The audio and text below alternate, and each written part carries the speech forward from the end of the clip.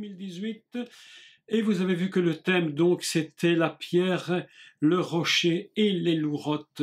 Alors voilà, je donne quelques petites informations du début du cours comme chaque fois, quelques minutes d'explication. Donc concernant les liens pour la boutique en ligne, j'ai vu que vous avez chatté quelques-uns sur le sujet, donc c'est très important de comprendre que lorsque vous achetez un cours en ligne, vous recevez un lien automatique. Ce lien va vous permettre de télécharger le cours parce qu'il y a des personnes qui croient qu'en cliquant dessus, elles voient le cours puis ça s'arrête. Non, il faut le télécharger et le mettre dans votre ordinateur, soit sur votre disque d'ordinateur, soit sur un disque externe, dur externe pour que vous puissiez les conserver autant que vous le voulez, à condition que le disque dur ne se plante pas, évidemment, mais on espère. Donc ça c'est la bonne solution, mais il faut le télécharger. Si vous perdez le lien, alors là c'est très problématique parce que le lien se donne automatiquement. Et si vous le perdez, ça devient très compliqué alors pour pouvoir rendre les liens. Donc c'est très très difficile. Donc je vous demande d'être très prudent quand vous achetez un cours. Vous recevez le lien qui est envoyé, vous téléchargez. À la limite, vous mettez le lien quelque part, vous le gardez quelque part dans votre ordinateur pour ne pas le perdre. Mais c'est très important de comprendre cette chose. Deuxième chose, les cours en ligne, vous savez que j'ai essayé de vous les envoyer depuis une semaine, mais c'était une véritable galère incroyable, c'était la folie totale. On a essayé avec Pascal de tous les moyens pour mettre ça en ligne, mais c'est trop compliqué, donc on a trouvé une autre solution sur laquelle je vais me rejeter parce que je n'aurai pas d'autre choix, c'est de vous les envoyer, mais par WeTransfer, comme je l'ai fait, mais avec, comment on appelle ça, une compression de l'image. Parce que quand je vous les envoyais par WeTransfer, plusieurs n'ont même pas pu les télécharger. Pascal m'a dit, mais tu es fou d'envoyer ça comme ça, parce que personne ne pourra les télécharger, c'est trop long. Donc on va être obligé de les compresser, mais c'est un travail, ça prend beaucoup de temps. Donc vous essayez de suivre les cours en ligne, c'est le meilleur. Si vous voulez les avoir, je vous les enverrai compressés, l'image sera un peu plus petite, peut-être un peu de moins bonne qualité, mais le son sera normal.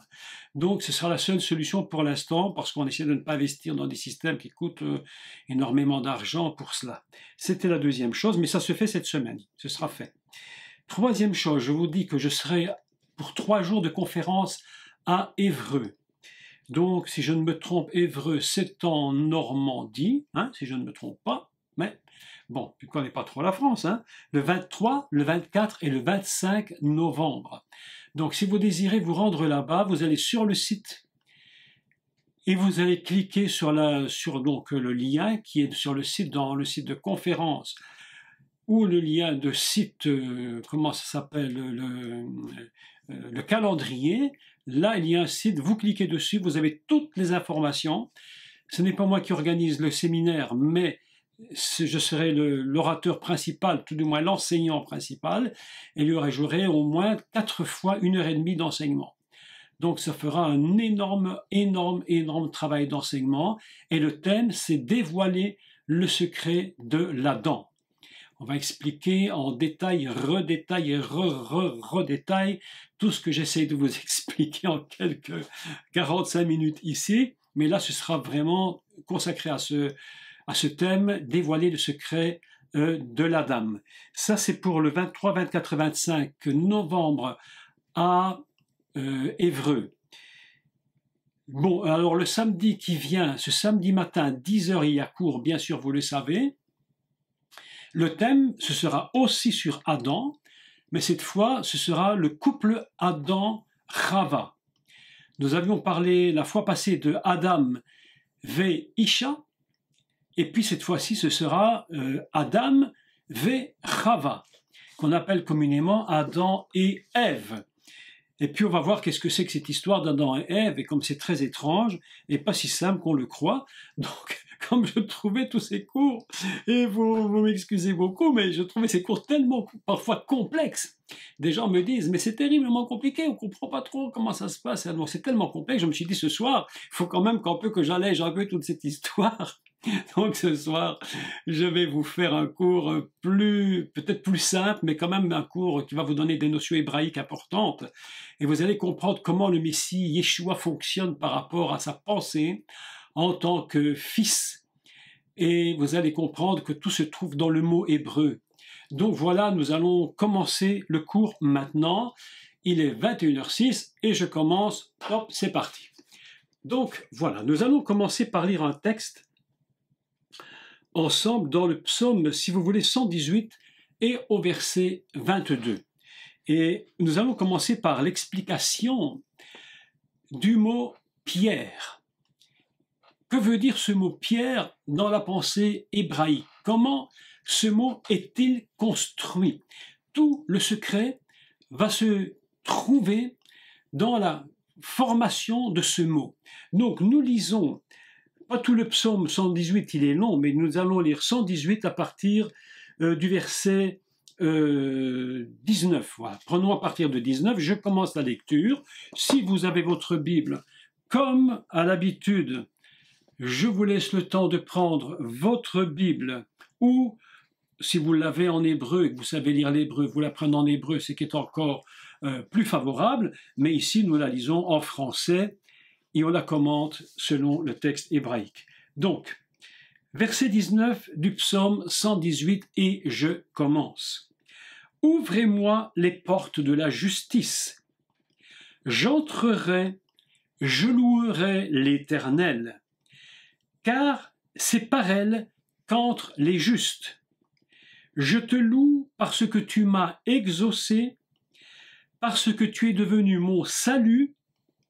La pierre qu'ont rejetée ceux qui bâtissaient est devenue la principale de l'angle. C'est de l'Éternel que cela est venu. C'est un prodige à nos yeux. C'est ici la journée que l'Éternel a faite. Écoutez, le texte est magnifique. Qu'elle soit pour nous un sujet d'allégresse et de joie. Ô Éternel, accorde le salut. Donc voilà un texte absolument très très important, puisque ce texte va être repris par le Messie lui-même, en personne. Vous savez que nous devons toujours nous rappeler une chose, mais si importante. Combien de fois je le dirai encore, peut-être 1 milliard de fois, si je vis suffisamment de temps, que chaque parole du Mashiach, chaque parole que dit Yeshua, ont une dimension mais absolument fabuleuse. Même les choses les plus simples, lorsqu'elles sont prononcées par le Mashiach lui-même, elles prennent une dimension totalement divine qui atteint un sommet, mais je dirais dans une présence divine, mais inimaginable. Et voici une des paroles qu'il va utiliser. Et il va l'utiliser donc dans l'évangile de Matthieu, enfin, tout du moins c'est repris par Matthieu, bien entendu. On comprend ce que je dis, ce n'est pas... Jésus n'a jamais parlé dans l'évangile de Matthieu, c'est Matthieu qui écrit ce que Jésus a dit, il ne faut pas mélanger les choses. Donc Matthieu va donc citer les paroles du Mashiach qui sont dans la bouche de Yeshua et il va utiliser ce psaume 118 pour expliquer qu'il y a un maître de maison, écoutez, c'est important les mots que je veux utiliser, un maître de maison qui a planté, qui est parti, et puis il va remettre ses affaires à des fils. Donc vous allez relire le texte chez vous, je ne vais pas le faire maintenant. Et puis c'est à la fin que Yeshua va dire ce psaume 118, et lisons-le quand même tout de suite si vous avez votre Bible. Ou donc à partir, je ne lis pas tout parce que c'est très très long, mais donc Matthieu 21, verset 42, et même lisons juste le verset qui précède, ils répondirent, il fera périr misérablement ces misérables, il affermira la vigne à d'autres vignerons, qui lui en donneront le produit au temps de la récolte. Écoutez, déjà ici, c'est déjà quelque chose d'absolument terrible. Yeshua leur dit, n'avez-vous jamais lu dans les Écritures? Écoutez le texte, parce qu'ici, il est en train de dire quelque chose d'absolument, mais écoutez, c'est fantastique. Il leur pose une question, il leur dit, mais est-ce que vous n'avez jamais lu ça? Donc vous ne comprenez pas ce que vous lisez. Vous avez remarqué combien de gens lisent et ne comprennent pas. Des gens m'ont écrit, une dame est venue l'autre jour chez moi, elle me disait, tu sais, elle me dit, je lis, je ne comprends rien. Il dit, si on ne m'explique pas, c'est pourquoi il dit au peuple, n'avez-vous jamais lu dans les Écritures? la pierre qu'ont rejetée ceux qui bâtissaient est devenue la principale de l'angle. C'est du Seigneur que cela est venu et c'est un prodige à nos yeux. C'est pourquoi je vous dis une chose terrible, ça c'est moi qui rajoute, le royaume de Dieu vous sera enlevé et sera donné à une nation qui en rendra les fruits. Celui qui tombera sur cette pierre s'y brisera. J'arrête la lecture. Voilà un texte absolument fantastique. Le mot sur lequel je voudrais aujourd'hui commencer par dévoiler, c'est celui que l'on trouve donc au verset 21 du psaume 118. Je te loue parce que tu m'as exaucé, parce que tu es devenu mon salut. L'Ishua. Le mot mon salut, l'Ishua. Tu es devenu mon salut. Si j'enlève la première consonne, donc le lamed, il me reste un mot hébreu que l'on lit Yeshua. On va lire Yeshua. Tout le monde sait évidemment aujourd'hui que c'est le nom du Messie. Et ce jeune étudiant qui voyait son maître de Torah et qui lui demande « Mais quand connaîtra-t-on le nom de Dieu ?» et son maître de Torah de lui répondre « C'est lorsque le Mashiach viendra qu'il nous révélera son nom. » Et voilà qu'il vient. Et il s'appelle Yeshua, et c'est pourquoi Jésus leur dit « Mais vous n'avez jamais lu ces choses et vous n'avez toujours pas compris. » Alors certains avaient compris, beaucoup n'ont pas compris. L'Ishua, mon salut. Et il continue le texte en disant la pierre qu'ont rejeté ceux qui bâtissaient. Et maintenant, puisque le thème de ce cours de ce soir, c'est la pierre, je voudrais dire quelques mots sur le mot pierre. Le mot pierre est un mot qui se dit en hébreu even. Even, on retrouve ce mot évidemment dans beaucoup de textes, et c'est un mot qui est construit sur deux mots hébreux. Je les explique et vous allez comprendre un secret, ou j'allais dire un dévoilement de quelques des paroles du Mashiach qui se révèlent à travers le mot pierre, mais absolument, j'allais dire, c'est surprenant. Comment est composé le mot pierre? Alors, le premier mot, et d'abord je le dis, je cite les lettres hébraïques, Aleph, Bet, et le Nun. Je répète, Aleph, Bet, Nun. Lorsque nous voyons le début, lorsque nous voyons les deux premières consonnes, Aleph, Bet, que l'on prononce ici, dans le cas présent, Av. Av, écoutez bien la subtilité du mot. Av, des deux premières lettres de l'alphabet hébraïque. Déjà, c'est déjà extraordinaire. Elle signifie le Père. Quand Jésus dit « mon Père est là-haut, je prie mon Père et moi », on dit « Av », qui va produire, évidemment, vous le savez, Avram ou Avraham. Donc, le mot pierre commence par les deux lettres hébraïques qui sont Aleph, Bet, Av. D'accord? Je vais essayer d'aller très doucement pour que si vous écrivez, vous preniez note. Deuxième mot qui va s'introduire dans le mot pierre, c'est le mot ben ou ven, ici en l'occurrence. Qu'est-ce que c'est que ben? C'est le fils. Donc nous avons dans le mot pierre quelque chose de très surprenant, une construction du mot qui, je crois, mais très sincèrement, que seul l'hébreu, mais je ne connais pas toutes les langues, mais quand même, seul l'hébreu, me semble-t-il, est capable de produire une telle chose, c'est que nous avons deux mots qui vont se superposer, et dont la dernière lettre du premier mot et la première lettre du deuxième mot vont devenir le centre du mot unique, qui se prononce even. Nous avons donc, pour produire le mot Pierre, un mot qui est le Père et le Fils. Déjà quelque chose d'absolument surprenant.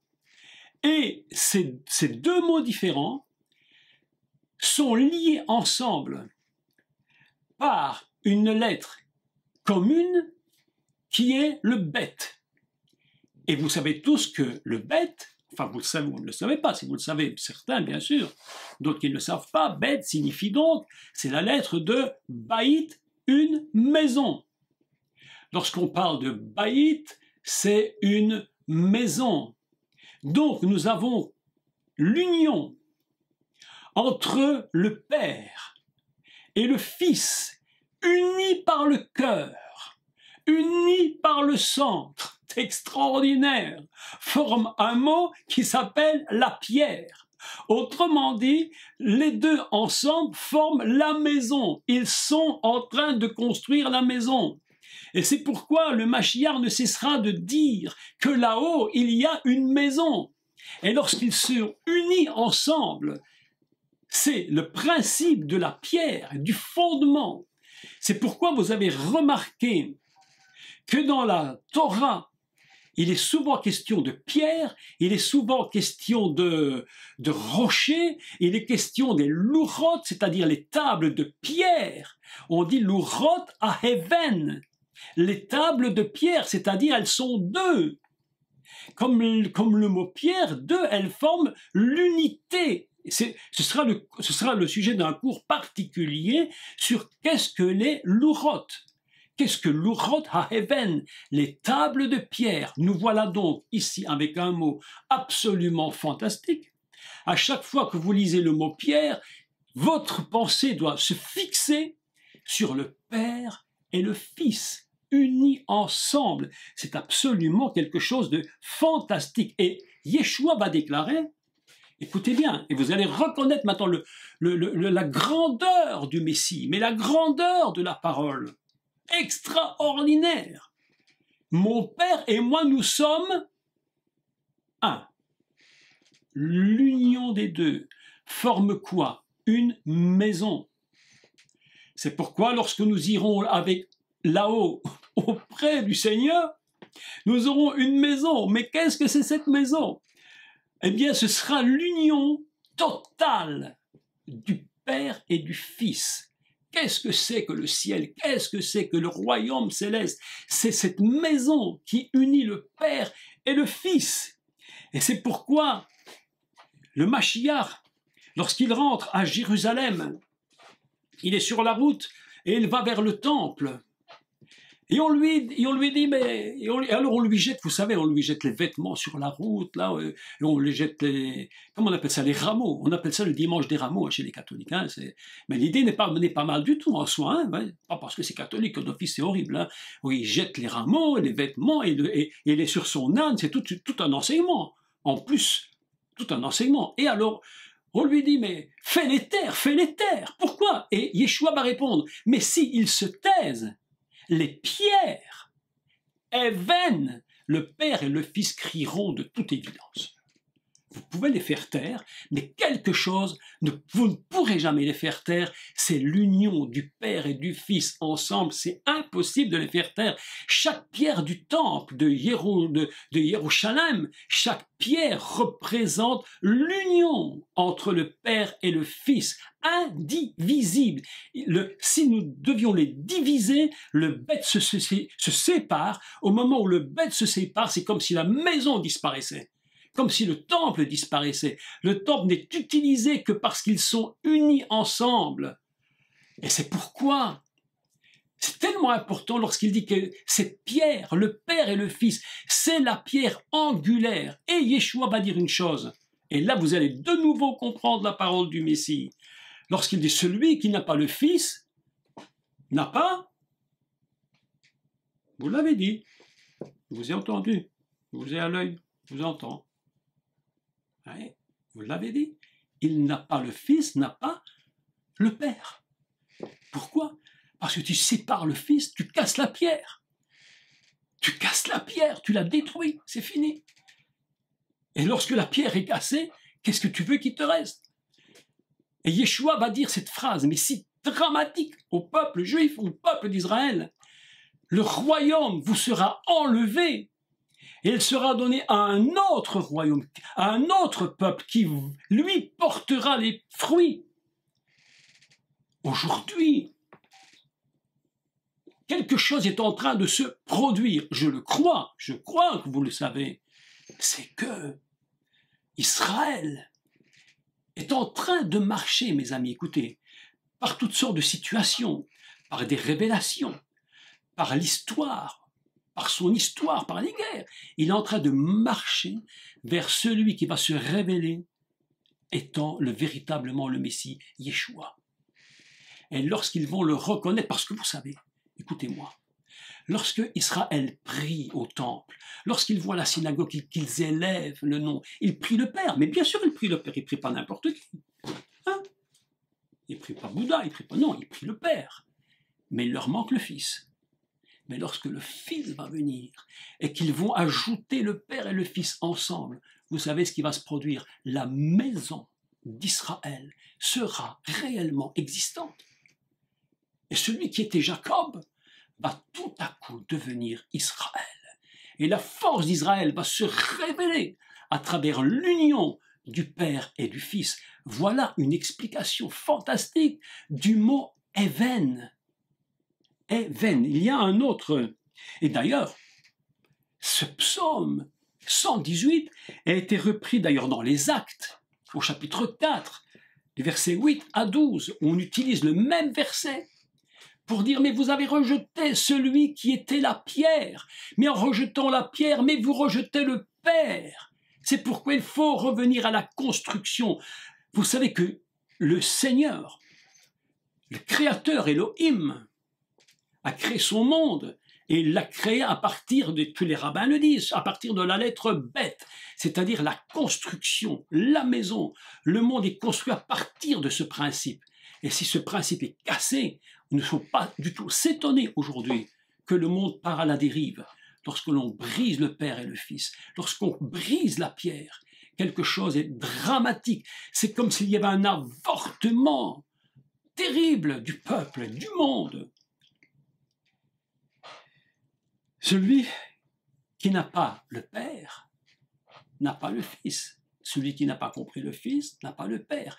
Et vous savez que dans le prophète Daniel, lorsque l'on parle de l'ancien des jours, voilà un texte formidable. On dit de l'ancien des jours qu'il voit dans sa vision apparaître comme un fils d'homme. Et ils sont là ensemble, unis, indivisibles. Ça s'appelle Even. Even. Je voudrais qu'on puisse lire un texte, si vous voulez, dans le livre de 1 Samuel.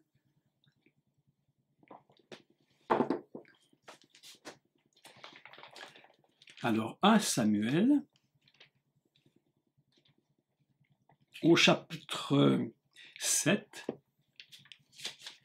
et au verset 12, si je ne me trompe. Voilà.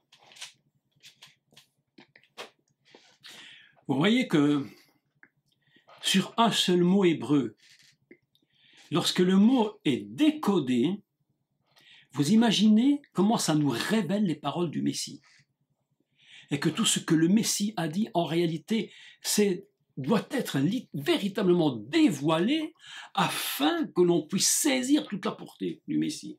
Je disais l'autre jour à une dame avec qui je ferai le séminaire à Évreux, il y a quelques jours, on s'est téléphoné, hier je crois, on lui disait, tu sais, je lui disais, le secret, c'est de comprendre qui est le Messie et de dévoiler qui il est. Maintenant, lisons Samuel. Je vais vous laisser le temps de prendre votre Bible et je lis. Samuel 7, verset 12. Donc c'est Shmuel. Shmuel prit une pierre. D'accord? Il prit une pierre. Écoutez. Il prend Eben, qu'il plaça entre Mitzpah et Shen, je le dis en français, hein, et il la nomma, il l'appela du nom de Eben-Ezer. Alors évidemment, Eben-Ezer, c'est devenu un prénom, une fois de plus. C'est devenu un prénom. Et je me rappelle, lorsque j'étais enfant, ici dans la région, j'étais petit, je devais avoir 5, 6 ans, 7 ans, tout cassé. Et je me souviens que il y avait un monsieur chrétien qui allait dans une église où mon père connaissait, et il s'appelait Ebenezer. Voilà, c'était son prénom. Donc les gens ne se posent pas plus de questions que ça, mais Eben-Ezer, c'est très intéressant comme mot, parce que c'est une construction de 2 mots hébreux, dont le premier est Even, la pierre, et le deuxième c'est Ahazer. Ahazer, qui va être utilisé dans Bereshit, lorsque Dieu parle et il dit, en parlant de Adam, je lui ferai une aide semblable à lui. Ezer, une aide, un secours pour lui. Et voilà qu'ici ce mot s'ajoute à un mot pierre. Donc, Eben-Ezer, c'est la pierre qui va nous secourir. Les traductions, on dit quelques traductions ici, mais l'Éternel nous a secourus. Oui, mais en réalité, la pierre qui nous a secourus, c'est la pierre du secours. C'est la pierre de l'aide, celle qui vient nous aider. Lorsqu'il y a une difficulté, nous pouvons nous appuyer sur cette pierre. Yeshua va faire des paraboles à partir de là. Il dit la maison bâtie sur le roc, la maison qui est bâtie sur une pierre solide, ne peut évidemment pas s'écrouler. Elle est fondamentalement tenue. C'est pourquoi nous sommes en train de comprendre que le mot Eben-Ezer, c'est quelque chose d'absolument puissant. Et Yeshua, lorsqu'il parle de la pierre, il dit « vous m'avez rejeté ». En réalité, si le peuple d'Israël rejette le Fils, automatiquement, il est en train de briser la maison. Il brise le royaume. Et la puissance du royaume se brise. C'est pourquoi il est très très important qu'en réfléchissant au mot « Even », nous replacions tout le contexte des paroles du Messie. Et nous comprenons à ce moment-là ce qu'il dit. Et la portée des mots qu'il utilise. Vous savez, le Messie ne dit pas n'importe quoi. Tous les mots sont pesés, les phrases. Vous savez que les rabbins nous disent une chose formidable. Ils nous disent que lorsque les grands commentateurs de la Torah utilisent des versets, ils disent que chaque verset, ils prennent l'exemple de Rashi, de Rambam et de tous ces gens, ils disent que les versets sont choisis, pesés, pour pouvoir expliquer certaines choses. Eh bien, il faut qu'on sache qu'il n'y a jamais eu si grand que le Mashiach Yeshua. Chaque mot qu'il utilise, chaque verset qu'il va prendre, ont une portée absolument inimaginable, de puissance et de grandeur. Even, celui qui a le Fils, a le Père, celui qui retire le Père, qui retire le Fils, il ne lui reste que quelque chose qui est en train de se détruire. Nous prions pour que Israël reconnaisse le Fils et qu'il puisse ainsi voir la maison Israël bâtie définitivement. C'est ça la prophétie en réalité. Lorsqu'il a dit « tu t'appelleras Israël », c'est Dieu qui parle à Jacob, il lui dit « tu t'appelleras Israël ». Maintenant, nous avons parlé de Heaven. Je vois l'heure qui passe, et j'essaie de vous donner ce que je peux vous donner aujourd'hui. Nous allons parler sur un autre texte, c'est sur le rocher. Tsur. En hébreu, on dit Tsur. Hatsur, le rocher. Nous allons lire ensemble un texte dans le livre de Shemot, c'est-à-dire, c'est quoi Shemot? Vous savez ce que c'est Shemot? Hein? Vous savez, ok? Ah oui, vous savez, hein? C'est Exode. Voilà, je vois, je vous vois, hein? Attention, vous avez à l'œil, hein? Attention, je sais que vous le savez. Ah oui, une petite parenthèse entre autres, je fais ça, maintenant ça me vient à l'esprit. Au mois de novembre commencent les cours, les dates sont prises avec Pascal, je commence les cours d'hébreu à partir du mois de novembre. Les enregistrements vont commencer et vous allez voir quelque chose de formidable. J'ai mis au point un système pour vous apprendre l'hébreu en 30 leçons. Après 30 leçons, je vous promets, vous saurez lire la Torah. Donc, je vous annonce ça à l'avance, d'accord? Mais voilà, je continue. Nous sommes maintenant donc dans le rocher, Tsour. Je voudrais qu'on lise ensemble un texte magnifique, mais qui demande quand même de l'explication. Il faut le lire très lentement en hébreu pour comprendre les mots utilisés, parce que chaque mot qui est utilisé ici prend une importance vraiment capitale. Donc, je lis dans Exode, Shemot. Ça veut dire quoi, Shemot? Est-ce que vous vous souvenez de ça? Ça veut dire les noms. Noms, N-O-M-S. Shemot, les noms. D'accord? Les noms. C'est pourquoi les Shemot commencent par « voici les noms ». C'est ainsi que commence le livre de Shemot. Voici les noms. D'accord? J'arrête la parenthèse. C'est juste pour vous faire une petite... vous donner quelque chose en plus. Je commence le texte. Donc vous vous souvenez que le peuple d'Israël, évidemment, c'est un peuple qui sort d'Égypte. Il sort d'Égypte, il est libéré de l'esclavage et Dieu, Hachem, Adonai Elohim, l'éternel Dieu, a lâché une puissance extraordinaire. Pour ceux qui ont écouté les cours sur les 10 plaies d'Égypte, c'était une puissance de Dieu qui a atteint son maximum. Pour libérer le peuple d'Égypte de la terre de Mitzraïm, il a fallu qu'il déploie tout. Alors on me demande quel chapitre. Alors je répète, c'est Exode chapitre 17. Et au verset, on va commencer à partir du verset 3. D'accord, je continue. Donc le peuple d'Israël sort complètement d'Égypte par une puissance miraculeuse de 10 plaies.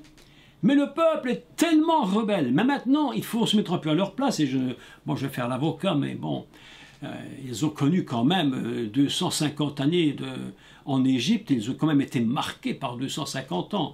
Vous imaginez, quand vous passez 250 ans dans un endroit, si vous imaginez que quand vous sortez, vous avez tout oublié, c'est impossible. Il faut quand même se mettre un peu à la place de ce peuple. Et il sort d'Égypte et il est toujours mécontent. Et Moïse n'en peut plus, Moshe est au bout du rouleau. Et je lis le texte parce que ça vaut vraiment la peine. C'est dramatique, c'est dramatico-comique. Hein, vous m'excusez de dire ça comme ça, mais c'est dramatico-comique, mais je le lis. Donc verset 3, chapitre 17, et nous lisons ensemble, d'accord? On prend tout son temps pour faire le cours, hein, on n'est pas pressé, hein, on a tout son temps. Le peuple était là, pressé par la soif. Et il murmurait contre Moshe, et il disait, « Mais pourquoi nous as-tu fait monter hors d'Égypte pour nous faire mourir de soif, moi, mes enfants et mes troupeaux ?» Moshe cria à l'Éternel en disant, « Que ferai-je à ce peuple? Encore un peu, et ils me lapideront. » Vous imaginez? Moïse, il est au bout, il n'en peut plus. Il se dit, mais c'est quoi ce peuple? Mais c'est quoi ça? Vous avez remarqué que... Est-ce que vous avez remarqué une chose? C'est quand dans les églises, c'est une parenthèse tellement vraie, dramatique mais vraie, il y a une tête, quelques-uns qui suivent, et puis le reste c'est la masse. Et la masse, elle n'est jamais contente. Et plus vous faites pour eux, plus ils sont mécontents. Ils s'imaginent qu'on leur doit tout. Vous avez remarqué ça? On leur doit tout. Mais je vais vous dire une vérité. Non, on ne leur doit pas tout. Chacun doit faire sa part. Et si chacun ne fait pas sa part, voilà le problème qui se pose. Et Moïse n'en peut plus. Et il dit, mais c'est impossible, mais ils vont me lapider. L'Éternel dit à Moshe, passe devant le peuple et prends avec toi des anciens d'Israël.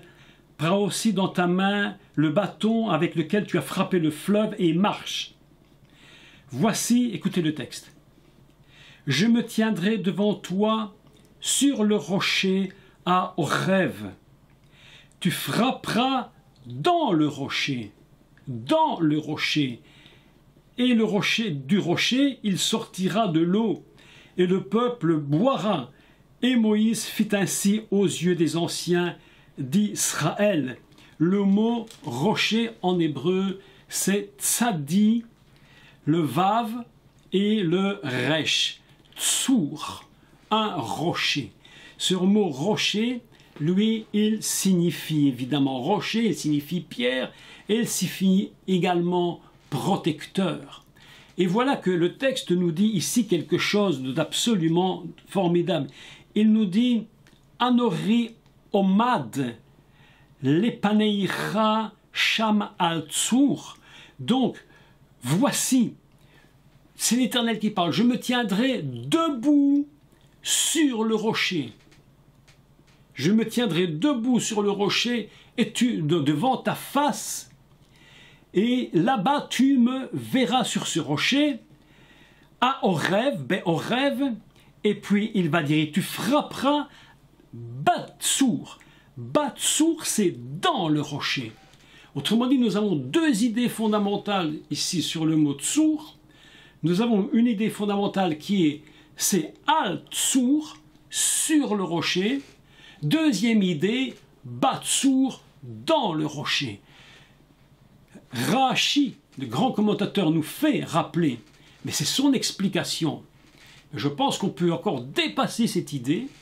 C'est qu'il dit, Rashi, que Moïse avait un bâton qui était fait de saphir, donc d'une dureté extraordinaire, et il était capable de percer à l'intérieur du rocher. Alors, bon, c'est son explication, mais supposons, pourquoi pas, on peut lire le texte comme ça. Mais plus loin que ça, l'Éternel dit à Moshe, ce rocher est à la fois le protecteur du peuple, il est à la fois ton protecteur, il est à la fois cet endroit où je me tiendrai pour toi sur ce rocher, sur cette pierre-là, je me tiendrai debout, mes amis. Elle dit, quand tu me verras, tu iras et tu me verras sur le Tsour, et ce sera Al-Tsour sur le rocher. Et lorsque tu verras ça, tu prendras ton bâton et toi, tu perceras le rocher à l'intérieur. Mes amis, là il y a un mystère. Le rocher s'est mis à donner de l'eau parce qu'il avait touché l'intérieur du rocher. C'est pourquoi le mot Batsour, dans le rocher, il n'a pas simplement frappé le rocher, il a touché l'intérieur du rocher. Vous savez que ce texte est si grandiose que quelque chose se passe dans la tête de Moïse. Et Moïse se rend compte que c'est à l'intérieur même que se trouve la bénédiction et la libération. Beaucoup de gens, vous savez, je vais vous dire un secret, parce que là, ce qui est important pour vous et pour moi, c'est quoi tout compte fait? C'est pas de raconter l'histoire de Moshe, mais cette histoire, mais tout le monde la connaît. Ben évidemment, on n'est rien inventé, personnellement, on le sait. Le secret, c'est de comprendre pour nous ce que cela veut dire. La parole de Dieu nous dit ceci. Elle dit que tout a été écrit pourquoi? Tout a été écrit pour notre instruction. C'est cela qui est écrit dans la Bible. Donc, qu'est-ce que cela nous instruit, nous? Tout à l'heure, nous avons parlé de Even. Qu'est-ce que cela nous instruit? Qu'est-ce que maintenant que cette pierre, qu'est-ce que cela nous instruit que Moshe frappe à l'intérieur de la pierre? C'est-à-dire que beaucoup de chrétiens, vous savez ce qu'ils font? Je vais vous dire, hein, c'est très très très vrai. Beaucoup de croyants, ils s'approchent du rocher et ils frappent le rocher. Et ils disent, mais il ne se passe rien. Je prie, mais il ne se passe rien. Je prie, mais rien ne se fait. Vous savez pourquoi? Parce que, mes amis, je vais vous dire un secret. Il faut toucher le cœur du Père. Il faut toucher l'intérieur de son cœur. Et beaucoup de croyants en Yeshua, beaucoup de gens qui se disent « nous sommes des croyants en Yeshua, nous sommes des chrétiens », ils ne savent pas toucher le cœur du Père. C'est toujours quelque chose de très extérieur. C'est tellement vrai, mais c'est tellement vrai. Je vais prendre une expression que je sais que les évangéliques n'utilisent pas cette expression, mais les gens extérieurs qui sont catholiques et autres, ils disent « je suis croyant non pratiquant ». Ah bon, t'es croyant non pratiquant? Ah ben c'est terrible ça. Le diable aussi est croyant. Il n'y a pas plus croyant que lui, je vous assure. Il a vu Dieu en personne. Et il croit que Dieu existe. Mais il n'est pas pratiquant du tout, ça je vous l'affirme. Et elle dit, je suis croyant non pratiquant. C'est-à-dire, tu t'approches, tu frappes, ta prière n'a aucun impact parce que tu ne touches pas le cœur du Père. Il faut toucher l'intérieur. Il faut que son cœur soit touché, qu'il soit ému. Yeshua disait, je suis ému de compassion. Qu'est-ce qui est ému dans Yeshua? Mais c'est le cœur, c'est son intériorité. Lorsque tu frappes le cœur du Père, lorsque tu le frappes à l'intérieur, lorsque tu frappes la pierre, tu touches le Fils. Et lorsque tu touches le Fils, eh bien mes amis, lorsqu'ils ont touché le Fils sur la croix, qu'est-ce qui est sorti du Fils? De l'eau et du sang. De l'eau. Et ce texte-ci est tellement fabuleux. Cette eau qui est sortie du rocher lorsque Moïse a touché l'intérieur, cette eau est sortie comme un fleuve. Mais comment cette eau pouvait-elle être contenue dans un rocher? Si encore, ça va être une grande source de la montagne. Mes amis qui sont en direct là, de la Corse, que je salue d'ailleurs au passage, lorsque nous sommes partis visiter la vallée de je ne sais plus comment elle s'appelle, mais enfin, qu'importe le nom, c'est admirable. Il y avait une chute d'eau qui coulait de la montagne. Et je la regardais et je disais à mon épouse, mais tu te rends compte, le réservoir d'eau qui se trouve dans cette montagne invisible, ça coule, c'est non-stop. Mais voilà, ici nous sommes dans un cas différent. Un rocher.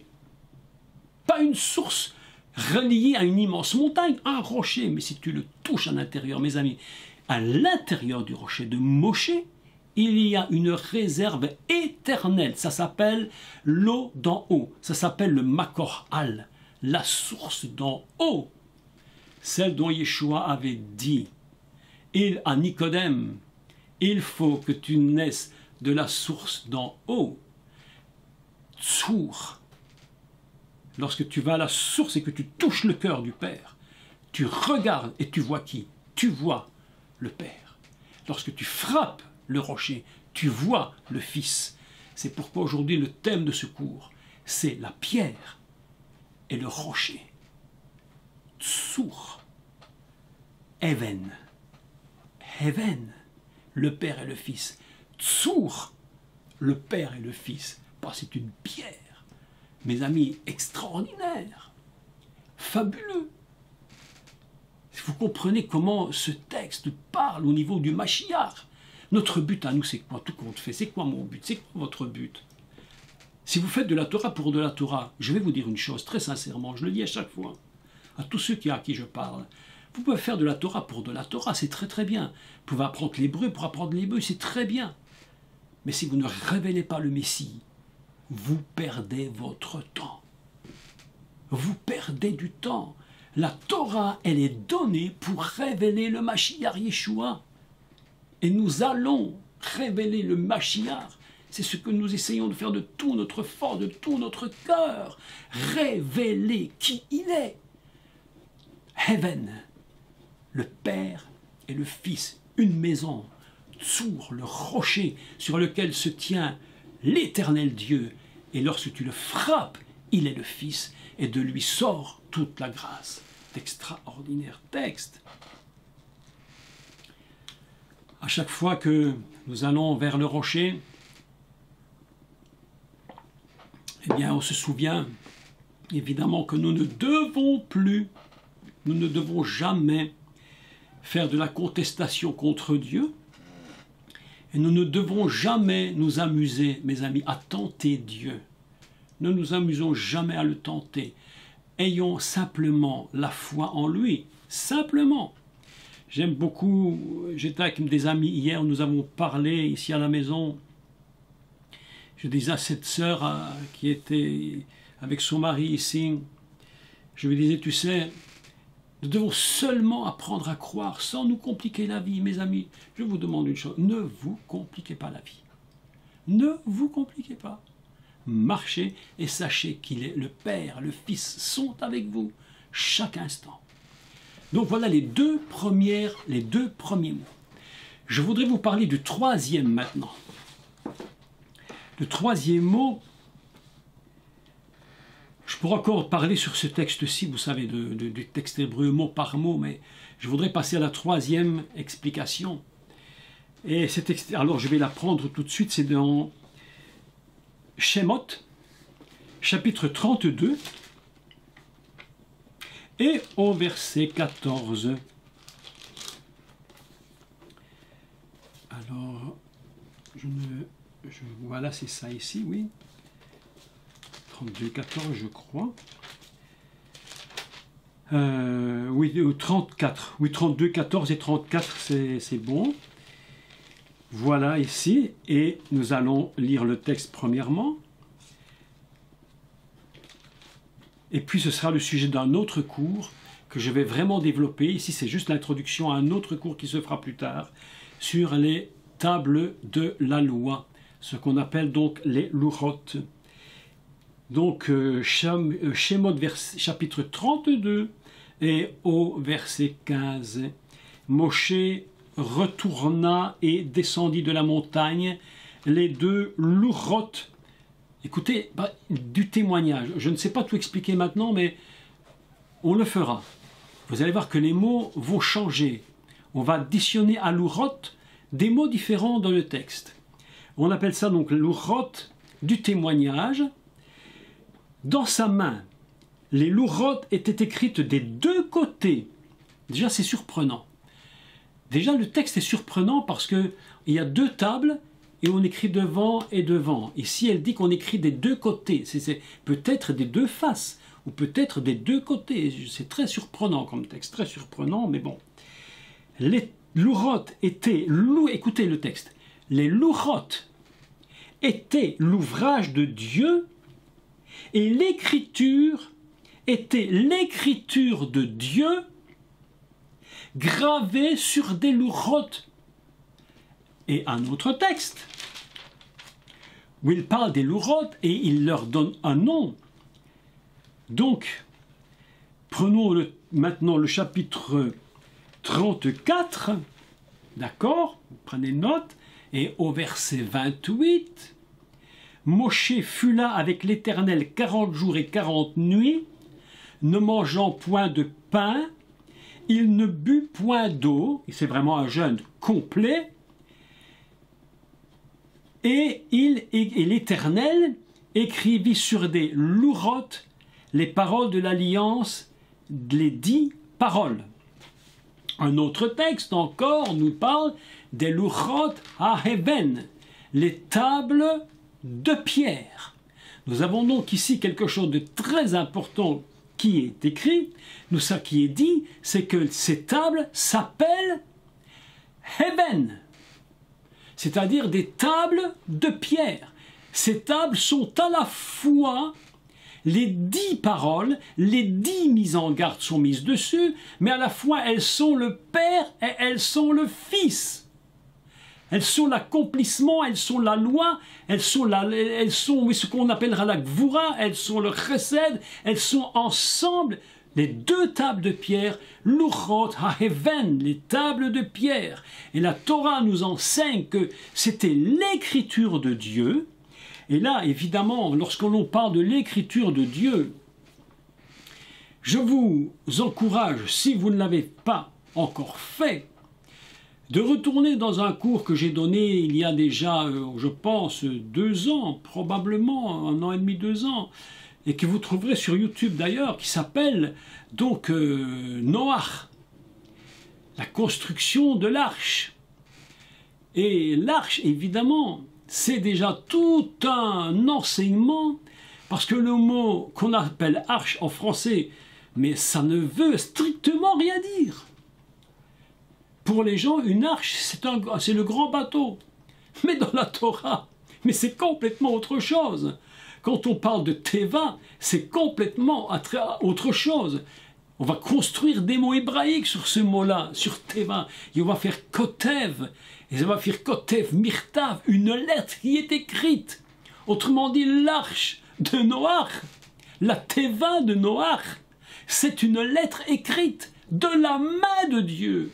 C'est pourquoi lorsque Moshe prend les tables faites par Dieu lui-même, écrites, et il le précise, c'était l'écriture de Dieu il dit, écrite, donc je le lis, les tables étaient l'ouvrage de Dieu et l'écriture était l'écriture de Dieu, c'est vraiment précis, gravé sur des tables, c'est marqué profondément à l'intérieur.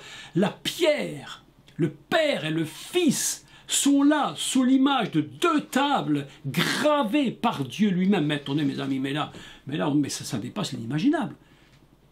Et on est en train de se rendre compte qu'en finalité, qui est-ce qui a sauvé l'humanité?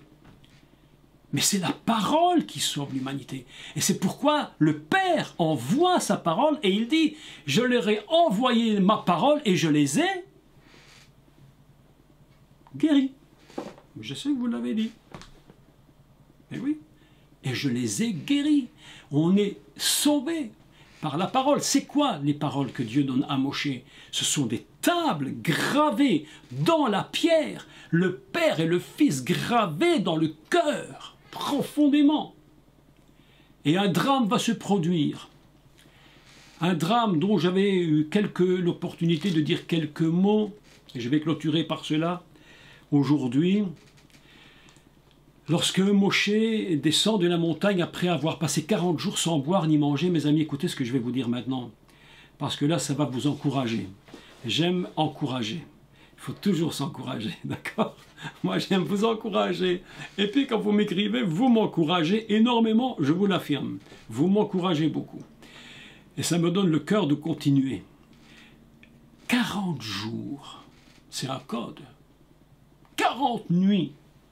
C'est un code. Sans boire ni manger. Et vous savez pourquoi? Vous savez quel est le résultat de 40 jours, 40 nuits? Mes amis, vous savez pourquoi? Pour 10 mots. 10. Pas de plus, pas de moins. 10 paroles, c'est tout. Qui est capable de se retirer 40 jours sans boire et manger pour avoir une parole? Une seule et unique parole. Et les gens nous disent souvent, ils m'écrivent, ils me parlent, ils me disent, mais je ne connais pas la volonté de Dieu, mais cherche Dieu. Moshe s'est retiré 40 jours pour recevoir 10 paroles. Mais écoutez le plus fort de cette histoire. Mais moi, écoutez, il faut réfléchir. Le plus fort de cette histoire, c'est que Moshe reçoit les 10 paroles. Ok? Et puis, bon, il va se passer une catastrophe terrible. Je passe la catastrophe et je reviens un peu dessus après si j'ai du temps. Et puis, ces 10 paroles sont brisées, on passe au-dessus. Et Moshe connaît les 10 paroles. Il les connaît. Il a entendu. Il a vu.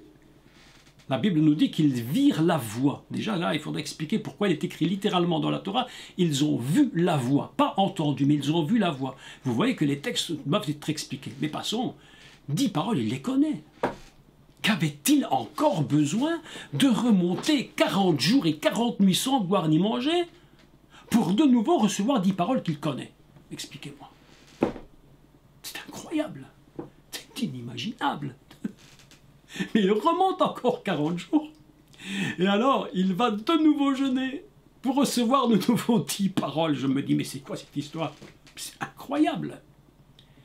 Mes amis, nous apprenons des leçons de tout ça, et une des leçons que nous devons apprendre, c'est que si Dieu veut nous parler, il faut que nous puissions être consacrés, totalement consacrés. Totalement consacrés. Et nous devons être capables de recommencer encore et encore, jusqu'à ce que la chose s'accomplisse. Encore et encore, sans jamais se décourager, et de continuer, et même si ça ne va pas, et même si vous avez l'impression que tout a été détruit, et que tout probablement peut-être même a été détruit, mes amis, je vous encourage, véritablement, n'abandonnez pas, soyez comme Moshe, ayez le cœur de Moshe, montez encore sur la montagne, allez-y sur cette montagne, c'est la montagne, c'est elle qui va engendrer, et je vais clôturer maintenant. Comment dit-on le mot montagne en hébreu? Est-ce que vous le savez? Certains le savent. Mais oui. Ar. Et que va produire le mot ar? Un verbe que Dieu veut utiliser pour, nous allons en parler samedi matin, pour Chava, qui est Ève, en français. Horrible, horrible. Ève, ne veut rien dire, Ève. Mais qu'importe, disons Ève, on va se comprendre. Que dit Dieu à Ève, à Chava? Vata'ar. Elle était enceinte. Le mot enceinte, en hébreu, se dit montagne. Alors avouez quand même, quand vous voyez une femme enceinte, si vous lui dites, mais ne lui dites pas, ne lui dites pas, ne lui dites, tu es comme une montagne, mais alors là c'est la guerre dans la maison, je vous dis c'est la guerre à la maison, là c'est fini, on n'en parle plus, hein, on est parti dans une catastrophe. Mais le mot est réellement, c'est Vata'ar, elle était enceinte.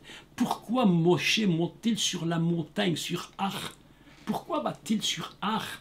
Parce qu'il est en train de préparer la naissance véritable d'Israël. La naissance d'Israël. Et alors le drame se produit. Moshe descend la première fois après les 40 jours. Il devait être complètement affaibli, le pauvre. 40 jours sans manger ni boire, à moins que Dieu lui fait un super miracle incroyable, mais il devait être affaibli malgré tout. Il descend de la montagne, il voit le peuple qui est tombé dans une rébellion et un péché, mais absolument inimaginable. Et la Torah nous dit un texte fantastique, elle nous dit que Moshe, il descendit de la montagne, et en voyant ce qui s'est passé, il a dit qu'il descend et il brisa les tables. Mes amis, le drame est absolument incomparable. Et là maintenant, je suis extrêmement sérieux. Un drame incomparable. 40 jours et 40 nuits pour détruire ce que Dieu lui a donné de sa main. Et la Torah nous dit mot pour mot, et je traduis littéralement, Moshe descendit de la montagne et il brisa les tables, et l'urot haven, tarat. En hébreu on dit tarat. Ça veut dire en dessous. Il brise en dessous. Écoutez maintenant, parlons clair et net. Qu'est-ce que c'est qu'un avortement? Quand une femme avorte, c'est quoi? Comment est-ce qu'on avorte une femme?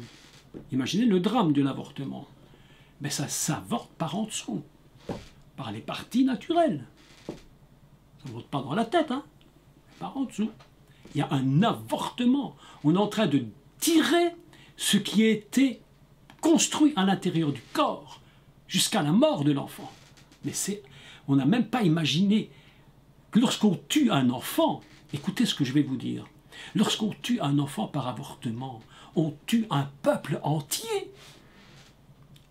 Parce que l'enfant qui meurt, si petit soit-il, c'est toutes des générations qui disparaîtront avec lui pendant des siècles et des siècles et des siècles. Et ils ne reviendront jamais. C'est perdu à tout jamais. Moshe descend de la montagne avec les 2 pierres. Et de colère, la Bible nous dit, il brisa les tables en dessous de la montagne. Il y a eu comme une sorte de dramatique avortement qui s'est produit. Et Dieu appelle Moshe, il lui dit, Moshe, écoute, remonte sur la montagne. Remonte sur la montagne, prends 2 pierres, fais-toi 2 pierres et remonte. Je vais te rendre maintenant, parce que le but de Dieu, mes amis, le but de Dieu, c'est pas qu'Israël disparaisse, c'est pas que le peuple disparaisse, mais c'est que le peuple se construise. Donc voilà, mes amis, en 1 heure de temps, et je clôture. Heaven, le Père et le Fils, unis par le cœur, forment une maison. Tsur, le rocher sur lequel se tient le Père, frappez le Fils, et l'eau s'écoule. Et 3e chose, l'urot haven, les pierres qui sont de l'œuvre de Dieu, écrite par Dieu, faite par Dieu. La persévérance d'un homme comme Moshe, c'est cela ce que Dieu nous demande à tous. Soyons persévérants jusqu'au bout. Et j'espère que ce cours vous aura appris quelques petites choses, au moins au niveau des quelques mots en hébreu. Mais vous voyez que sur quelques mots, on pourrait parler de nombreuses heures encore. Mais voilà, l'heure est passée. Donc je vous remercie tous pour m'avoir suivi aujourd'hui.